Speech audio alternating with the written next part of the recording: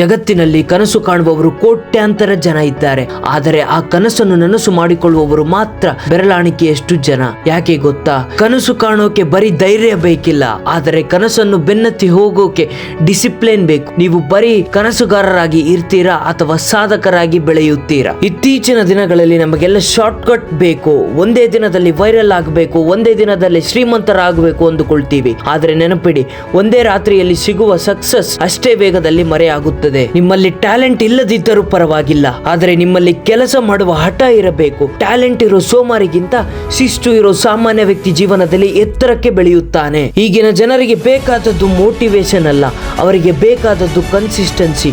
ಒಂದು ದಿನ ಕೆಲಸ ಮಾಡಿ 10 ದಿನ ರೆಸ್ಟ್ ತೆಗೆದುಕೊಳ್ಳೋದಲ್ಲ. ಪ್ರತಿದಿನ ಇಷ್ಟ ಇರಲಿ ಅಥವಾ ಇಲ್ಲದಿರಲಿ, ಗುರಿಯತ್ತ ಒಂದು ಹೆಜ್ಜೆ ಇಡಿ. ಜನರು ನಿಮ್ಮ ಬಗ್ಗೆ ಏನು ಅಂದುಕೊಳ್ಳುತ್ತಿದ್ದಾರೆ ಅನ್ನೋದು ಬಿಟ್ಟು ಬಿಡಿ. ನೀವು ಗೆದ್ದಾಗ ಅವರೇ ಬಂದು ಚಪ್ಪಾಳೆ ಹೊಡೆಯುತ್ತಾರೆ. ಕೊನೆಯದಾಗಿ ಒಂದು ಮಾತು, ಸಮಯ ಯಾರಿಗಾಗಿ ಕಾಯುವುದಿಲ್ಲ. ಇವತ್ತು ನೀವು ಬೆವರು ಸುರಿಸದಿದ್ದರೆ ನಾಳೆ ಕಣ್ಣೀರು ಹಾಕಬೇಕಾಗುತ್ತದೆ. ನಿರ್ಧಾರ ನಿಮ್ಮದು. ಬೆವರಿನ ಹನಿ ಹಾಕುತ್ತೀರೋ ಅಥವಾ ಕಣ್ಣೀರಿನ ಹನಿ ಹಾಕುತ್ತೀರೋ? ಈ ವಿಡಿಯೋ ನಿಮ್ಮಲ್ಲಿ ಚೈತನ್ಯ ತುಂಬಿದ್ರೆ ಇವತ್ತೇ ಕೆಲಸ ಶುರು ಮಾಡಿ. ಈ ವಿಡಿಯೋನ ನಿಮ್ಮ ಫ್ರೆಂಡ್ಸ್ ಅಂಡ್ ಫ್ಯಾಮಿಲಿಗೆ ಶೇರ್ ಮಾಡಿ, ಅವರು ಕೂಡ ಸ್ಫೂರ್ತಿಯಾಗಲಿ. ಇಂತಹ ಕಂಟೆಂಟ್ಗಾಗಿ ಸಬ್ಸ್ಕ್ರೈಬ್ ಮಾಡಿ. ಗೆಲುವು ನಿಮ್ಮದಾಗಲಿ. ನಾಳೆ ಮತ್ತೊಂದು ವಿಡಿಯೋ ಜೊತೆ ನಿಮ್ಮ ಮುಂದೆ ಬರ್ತೇನೆ. ಅಲ್ಲಿವರೆಗೂ ನಮಸ್ತೆ.